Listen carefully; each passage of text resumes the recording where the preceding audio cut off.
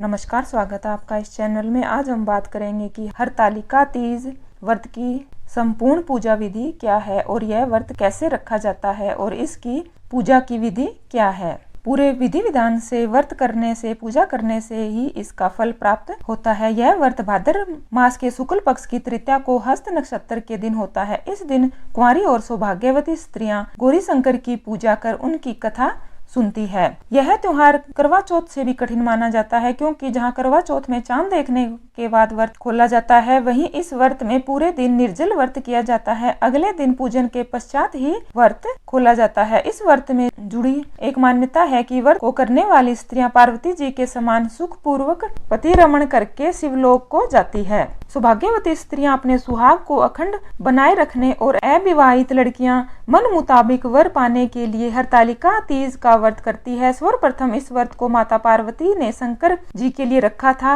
इस दिन विशेष रूप से गौरी शंकर जी का पूजन किया जाता है। इस दिन व्रत करने वाली स्त्रियां सूर्योदय से पूर्व ही उठ जाती है, नहा धोकर पूरा श्रृंगार करती है। इस व्रत में श्रृंगार का बहुत ज्यादा महत्व है।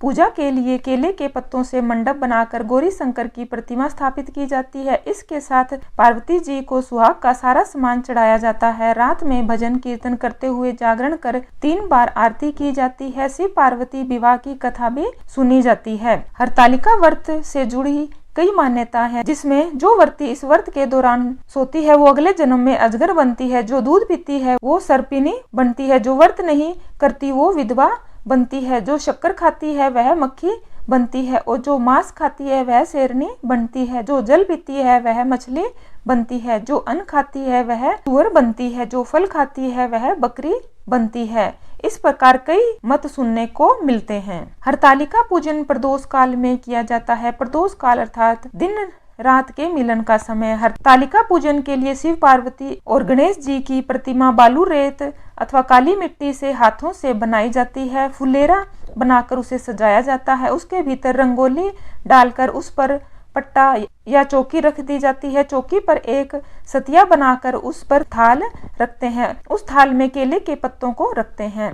तीनों प्रतिमाओं को केले के पत्ते पर रखा जाता है। सर्वप्रथम कलश बनाया जाता है, जिसमें एक लोटा अथवा घड़ा लेते हैं। उसके ऊपर श्रीफल रखते हैं अथवा एक दीपक जला कर रखते हैं। घड़े के मुंह पर लाल मोली बांधते हैं। घड़े पर सतिया बनाकर उस पर अक्षत चढ़ाया जाता है। कलश का पूजन किया जाता है। सबसे पहले जल चढ़ाते हैं, मोली बांधते हैं, कुमकुम हल्दी चावल चढ़ाते हैं, फिर पुष्प चढ़ाते हैं। कलश के बाद गणेश जी की पूजा की जाती है। इसके बाद शिव जी की पूजा की जाती है। इसके बाद माता गौरी की पूजा की जाती है। उन्हें संपूर्ण श्रृंगार चढ़ाया जाता है। इसके बाद हरतालिका की कथा पढ़ी जाती है। फिर सभी मिलकर आरती करते हैं, जिसमें सर्वप्रथम गणेश जी की आरती, फिर शिव जी की आरती, फिर माता गौरी की आरती की जाती है। बाद में भगवान की परिक्रमा की जाती है। इस व्रत में व्रती को शयन का निषेध है। रात भर जागरण कर 5 पूजा एवं आरती की जाती है। रात्रि में भजन कीर्तन के साथ रात्रि जागरण करना पड़ता है। सुबह आखिरी पूजा के बाद माता गौरी को सिंदूर चढ़ाया जाता है। उस सिंदूर से सुहागन स्त्री सुहाग